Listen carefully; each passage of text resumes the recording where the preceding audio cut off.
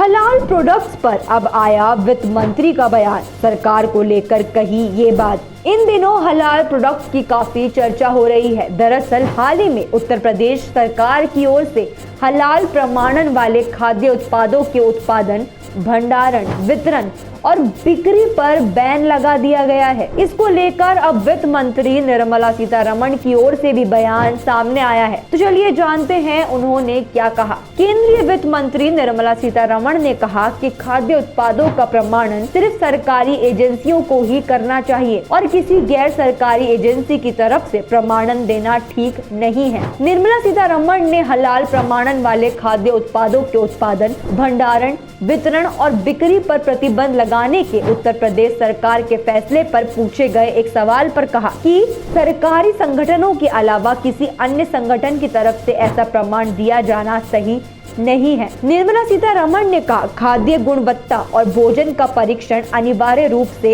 एक सरकारी कार्य है। ये काम सरकार को करना चाहिए। इसके लिए हमारे पास भारतीय खाद्य सुरक्षा और मानक प्राधिकरण है। निर्मला सीतारमण ने कहा कि सरकारी एजेंसियों को ही ये पता लगाना चाहिए कि खाद्य उत्पादों में किस तरह के रासायनिक संयोजक, कृत्रिम या हानिकारक रंग मौजूद हैं। उन्हें ये प्रमाणित करने का अधिकार होना चाहिए कि लोगों के इस्तेमाल के लिए कौन सा भोजन गुणवत्तापूर्ण है। गैर सरकारी संगठनों को ऐसा करना नहीं है।